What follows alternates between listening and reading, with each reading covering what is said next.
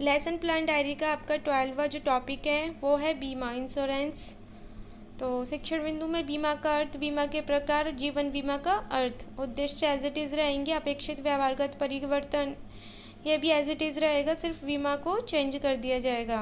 और प्रविधि विधि सहायक सामग्रियों में आपकी व्याख्यान विधि, प्रश्नोत्तर विधि, चार्ट, पॉइंटर, रंगीन चौक आदि रहेंगे। पूर्व ज्ञान रहेगा, विद्यार्थी बीमा के बारे में सामान्य जानकारी रखते हैं। प्रस्तावना, एक व्यवसाय अपने व्यवसाय के प्रति क्या उद्देश्य होता है? लाभ कमाना।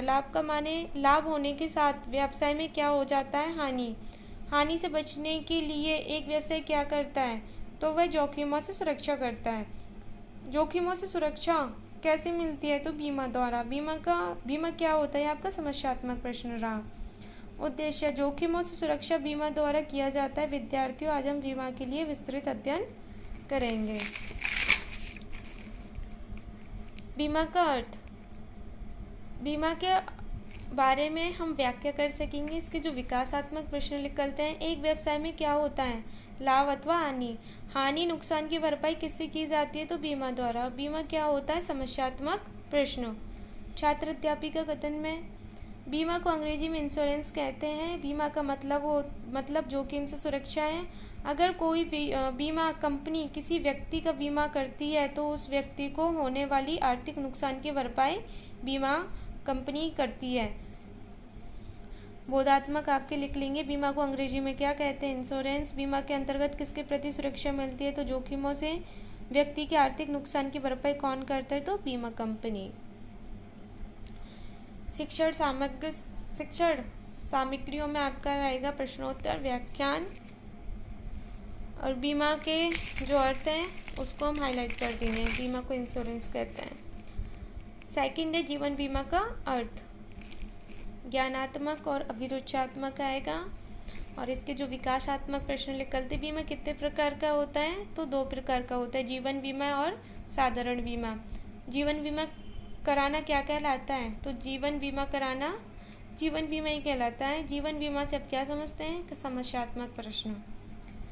इसके जो छात्र अध्यापी का कथन में रहेगा, जीवन बीमा एक अनुबंध है जो इंश्योरेंस कंपनी और नियमित कंपनी के बीच होता है। इसके अनुसार अगर बीमित व्यक्ति के साथ किसी भी प्रकार की दुर्घटना होती है जिसमें उसकी मृत्यु हो जाती है तो बीमा कंपनी उसका नामांकित परिवार के सदस्य व्यक्ति को एक सुनिश्चित राशि का भुगतान करती है।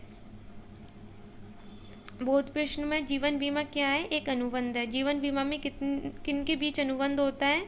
तो कंपनी व बीमित व्यक्ति के। प्रश्नोत्तर विधि रहेगी, व्याख्यान विधि रहेगी।